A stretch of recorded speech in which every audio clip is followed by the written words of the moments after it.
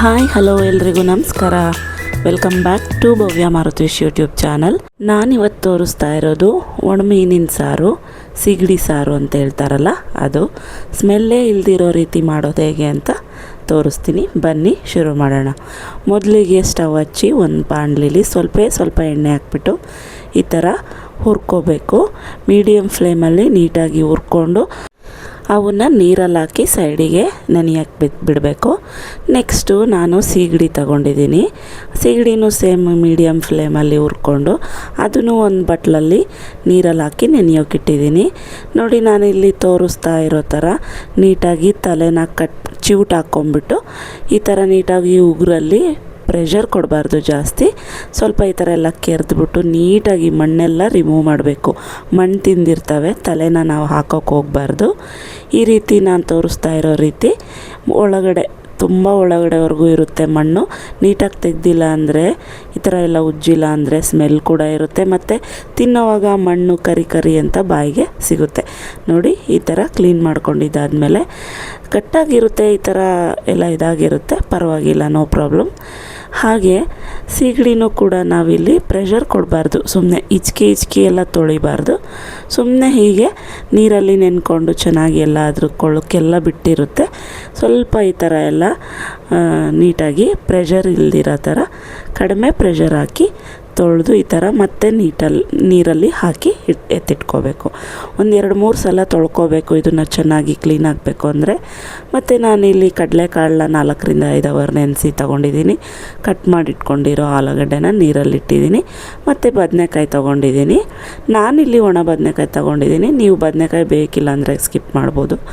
ಮತ್ತು ಮಸಾಲೆ ರುಬ್ಬಕ್ಕೆ ಕಾಯಿ, ಈರುಳ್ಳಿ, ಟೊಮೊಟೊ ಮತ್ತು ಬೆಳ್ಳುಳ್ಳಿ, ಶುಂಠಿ, 1 ಸ್ಪೂನ್ ಜೀರಿಗೆ ತೊಗೊಂಡಿದ್ದೀನಿ. ಮತ್ತು 2 ಸ್ಪೂನು ಧನಿಯಾ ಪುಡಿ, ಖಾರದ ಪುಡಿ, ಸ್ವಲ್ಪ ಹುಣಸೆಹಣ್ಣು ಮತ್ತು ಕೊತ್ತಂಬರಿ ಸೊಪ್ಪನ್ನ ಹಾಕಿ ಸ್ವಲ್ಪ ನೀರು ಸೇರಿಸ್ಬಿಟ್ಟು ಚೆನ್ನಾಗಿ ನೈಸಾಗಿ ರುಬ್ಬಿಟ್ಕೋಬೇಕು. ನಂತರ ಒಂದು ಕುಕ್ಕರಲ್ಲಿ 2-3 ಟೀ ಸ್ಪೂನ್ನಷ್ಟು ಎಣ್ಣೆನ ಹಾಕ್ಬಿಟ್ಟು, ಎಣ್ಣೆ ಕಾದ ನಂತರ ಸಾಸಿವೆ ಚಟಪಟ ಅಂತ ಸಿಡಿದ್ಮೇಲೆ ಕರಿಬೇವು, ಈರುಳ್ಳಿ ಹಾಕಿ ನಂತರ ಕಡಲೆಕಾಳನ್ನ ಹಾಕಿಬಿಟ್ಟು ಚೆನ್ನಾಗಿ ಅದನ್ನು ಹುರ್ಕೋಬೇಕು. ಅದಾದಮೇಲೆ ನಾನಿಲ್ಲಿ ಒಣಗಿದ ಬದನೆಕಾಯಿನ ಒಂದು ಕುದಿಸ್ಕೊಂಡು ನೀಟಾಗಿ ತೊಳೆದು ತಗೊಂಡಿದ್ದೀನಿ. ನಿಮಗೆ ಬೇಡ ಅಂತಂದರೆ ಹಸಿ ಬದನೆಕಾಯಿ ಹಾಕ್ಕೋಬೋದು, ತೀರಾ ಬೇಡ ಅದೂ ಅಂದರೆ ಸ್ಕಿಪ್ ಮಾಡ್ಕೋಬೋದು. ಅದಾದಮೇಲೆ ಆಲೂಗಡ್ಡೆ ಹಾಕಿ ಸ್ವಲ್ಪ ಉಪ್ಪು ಸೇರಿಸಿ, ಅರಿಶಿನ ಸೇರಿಸಿ ಈ ಥರ ನೀಟಾಗಿ ಹುರ್ಕೋಬೇಕು, ಫ್ರೈ ಮಾಡ್ಕೋಬೇಕು. ಅದಾದ ನಂತರ ರುಬ್ಬಿಟ್ಕೊಂಡಿರೋ ಅಂಥ ಮಸಾಲೆನ ಸೇರಿಸಿ ಮಿಕ್ಸಿ ಜಾರನ್ನ ತೊಳೆದಿದ್ದು ನೀರು ಸಹ ಹಾಕಿ ಚೆನ್ನಾಗಿ ಒಂದು ಮಿಕ್ಸ್ ಕೊಡಬೇಕು. ಮಿಕ್ಸ್ ಕೊಟ್ಟಾದಮೇಲೆ ನನಗೆ ನೋಡಿ ಇಲ್ಲಿ ಕನ್ಸಿಸ್ಟೆನ್ಸಿ ಇನ್ನೂ ಸ್ವಲ್ಪ ಗಟ್ಟಿ ಅಂತ ಅನ್ನಿಸ್ತು. ಸೊ ಸಾರಿಗೆ ಎಷ್ಟು ಬೇಕೋ ಅಷ್ಟು ಕನ್ಸಿಸ್ಟೆನ್ಸಿಗೆ ತಕ್ಕಾಗೆ ಮಿಕ್ಸಿ ಜಾರನ್ನ ತೊಳ್ಕೊಂಡು ನೀರನ್ನ ಹಾಕಿ ನೋಡಿ, ಸ್ವಲ್ಪ ಒಂದು ಕುದಿ ಬಂದಮೇಲೆ ಉಪ್ಪು ಖಾರ ಎಲ್ಲ ಸರಿಗಿದೆಯಾ ಅಂತ ಟೇಸ್ಟ್ ನೋಡಿ. ಅದಾದಮೇಲೆ ನಾನಿಲ್ಲಿ ತೊಳೆದು ಕ್ಲೀನ್ ಮಾಡಿ ಇಟ್ಕೊಂಡಿರೋ ಅಂಥ ಸೀಗಡಿ ಮತ್ತು ಒಣ ಕರ್ಮೀನು ಏನಂತೀವಿ ಅದನ್ನು ಹಾಕ್ತಾಯಿದ್ದೀನಿ. ನೋಡಿ, ಇದನ್ನು ನಾವು ಮುಂಚೆನೇ ಕಡಲೆಕಾಳನ್ನ ಕೂಗಿಸ್ಕೊಂಡು ಆ ನೀರನ್ನ ಚೆಲ್ದಿರ ನಾವು ಮಸಾಲೆ ರುಬ್ಬಿದ ಮಿಶ್ರಣ ಎಲ್ಲ ಮಿಕ್ಸ್ ಮಾಡೋಕ್ಕೆ ಯೂಸ್ ಮಾಡಿಕೊಂಡು, ಹಾಗೆ ಇದನ್ನು ಕುಕ್ಕರ್ ಲಿಡ್ ಮುಚ್ಚದಿಲ್ದಿರ ಓಪನ್ ವೇಸಲಲ್ಲಿ ಮಾಡಿದ್ರೆ ಇನ್ನೂ ತುಂಬ ರುಚಿಯಾಗಿ ಬರುತ್ತೆ. ಟ್ರೈ ಮಾಡಿ. ನಾನು ಈ ಥರ ಕುಕ್ಕರಲ್ಲಿ ಮಾಡ್ತಾಯಿದ್ದೀನಿ.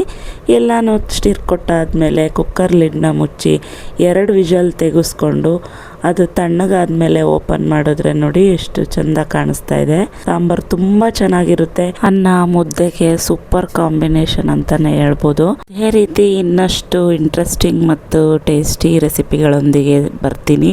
ಇನ್ನೂ ಯಾರೆಲ್ಲ ನನ್ನ ಚಾನಲ್ನ ಸಬ್ಸ್ಕ್ರೈಬ್ ಮಾಡ್ಕೊಂಡು ನೋಡ್ತಾ ಇಲ್ವೋ, ಪ್ಲೀಸ್ ಸಬ್ಸ್ಕ್ರೈಬ್ ಮಾಡಿಕೊಂಡು ಸಪೋರ್ಟ್ ಮಾಡಿ. Thanks for watching. ಬಾಯ್.